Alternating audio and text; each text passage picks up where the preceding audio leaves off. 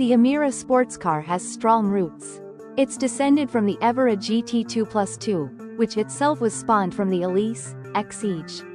Over the years, Lotus has honed this chassis, carefully retaining its superb responses and tactility while modernizing things like the interior and infotainment.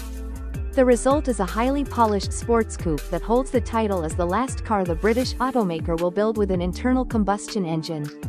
Two such gas-burning power plants are now offered in the Emira, a turbocharged four-cylinder sourced from AMG and a Toyota-based supercharged V6, both of which put out 400 horsepower and are located amidships.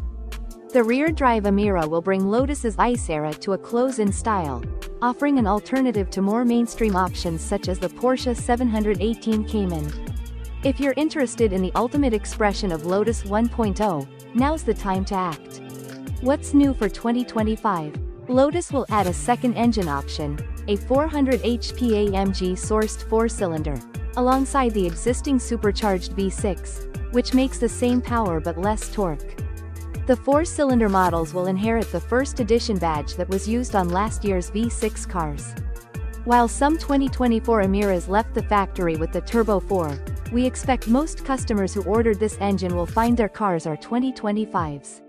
Pricing and which one to buy. The price of the 2025 Lotus Emira starts at $102.250. While the AMG-powered Emira First Edition is tempting, we'd stick with the V6 model as it's the only one of the two available with a manual transmission. We've only tested the V6 one, though, so our recommendation may change if the Turbo 4 model turns out to be a better performer. Interior, comfort, and cargo. With a simple design and seating for two, the Emira's interior is both minimalistic and intimate. The driver faces a squared-off steering wheel and a 12.3-inch digital gauge cluster. The material quality looks upscale, far better than in previous Lotus models, and we're glad to see physical switchgear for the climate controls. Likewise, the automaker also attempts to make its latest sports car easier to get in and out of by making the door sills narrower and the door openings larger than they were in the Evora GT. Other practical improvements include a pair of cup holders in the center console and storage bins in the doors that can each allegedly accommodate a half-liter bottle. There are also 7 cubic feet of cargo space behind the seats and another 5 cubes in a storage bay behind the engine. Engine, transmission, and performance. The mid-engine Emira can be had with one of two power plants. A Toyota-sourced supercharged 3.5-liter V6 carried over from the outgoing Evora GT makes 400 horsepower and 310 pound-feet of torque.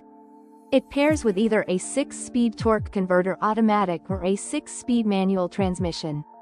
A turbocharged 4-cylinder sourced from Mercedes-AMG makes the same 400 horsepower but ups torque output to 354 pound-feet. It feeds the rear wheels through an 8-speed dual-clutch automatic transmission, the only gearbox pairing.